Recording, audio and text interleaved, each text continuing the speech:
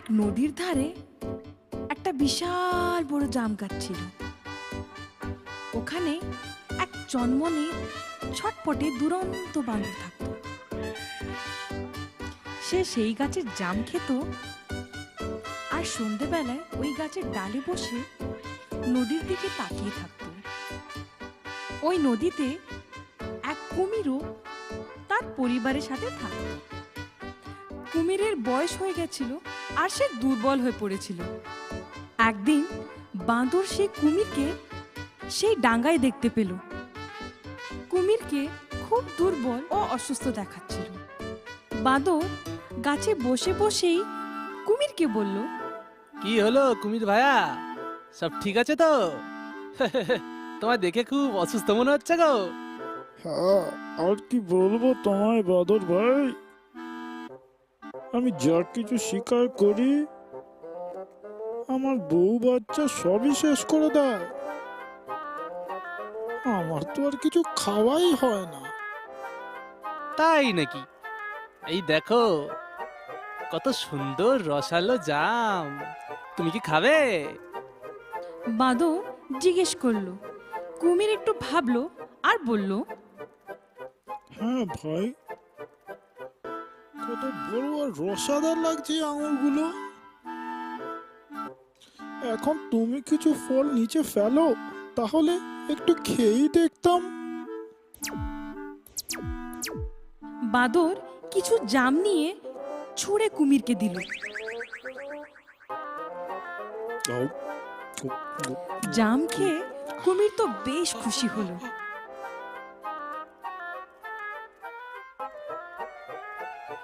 সে এরকম ভাবে রোজ বাঁদরের কাছে আসতো জাম খাবে বলে। বাঁদর আর কুমিরের বেশ বন্ধুত্ব হয়ে গেল। একদিন কুমির তার বউয়ের জন্য কিছু জাম নিয়ে গেল।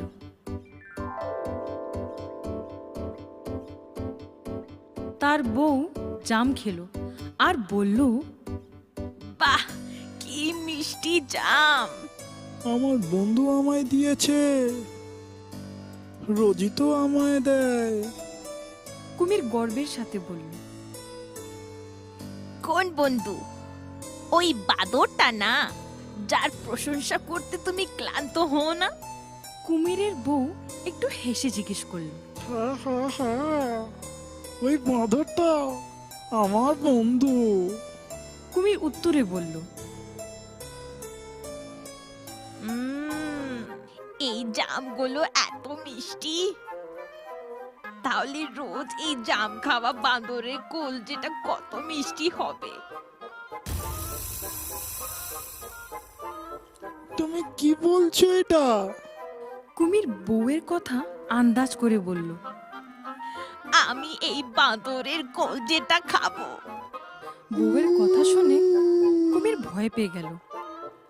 এটা তুমি কি বলছো? ওই বাঁদরটা আমার বন্ধু, আমি ওর কলজে তোমায় কিভাবে খেতে দিতে পারি? কুমির বউয়ের কথা ফেলে তো দিল, কিন্তু বউ আরেকটি ফন্দি আটলো। 2-3 দিন সে কিচ্ছু বলল না। কুমির রোজ বাঁদরের কাছে যেত আর দুজনে মিলে গল্প করত আর খেলা করত। আর কুমির রোজ কিছু জাম বাড়ির জন্য নিয়ে আসতো। আর একদিন কুমির ঘরে এসে দেখলো তার বউ নদীর ধারে অসুস্থ হয়ে পড়ে আছে। এ কি হলো? কুমির চিন্তিত হয়ে জিজ্ঞেস করলো, আরে, আমার অবস্থাটা খুবই খারাপ, আমি খুবই অসুস্থ হয়ে পড়েছি, আমার শরীর একদম ঠিক নেই।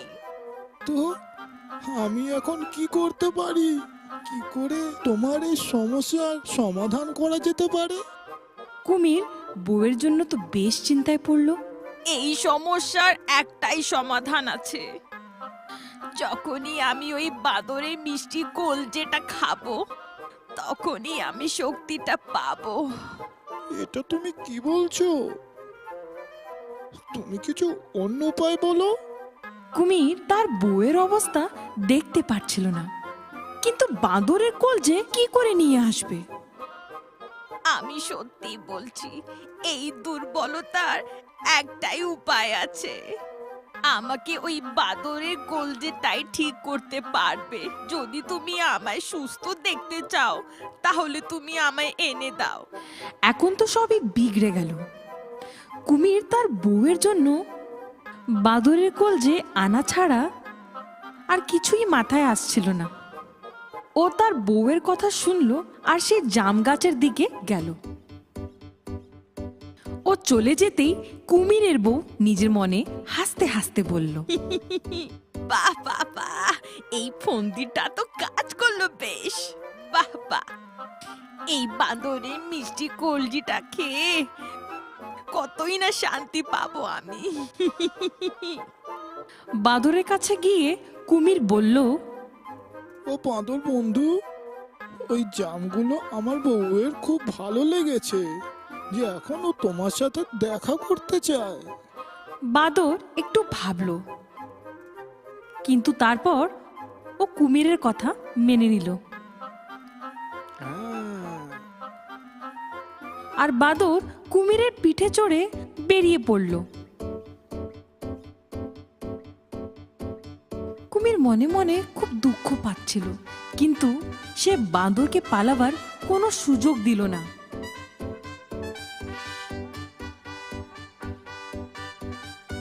নদীর মাঝখানে পৌঁছাবার পর কুমির বাঁদরকে সবকিছু খুলে বলল। বাঁদরের খুব দুঃখ হলো, কিন্তু সে চালাকি দিয়ে কাজ করলো। ও বলল, আরে কুমির ভাইয়া, এই কথাটা তুমি যদি আমাকে আগে বলতে, আমি তো আমার কলজেটা ওই জাম গাছেই ফেলে এসেছি। এখন তো আমাদেরকে ওটা আবার আনতে হবে। এটা শুনে ওই কুমির বাঁদরকে জাম গাছের কাছে নিয়ে এলো।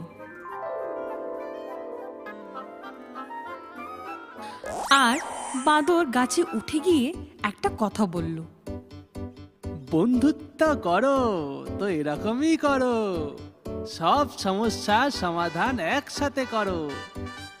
হ্যাঁ, বিপদে যে ছেড়ে দেয় হাত, দরকার নেই এমন বন্ধুত্বের স্বাদ।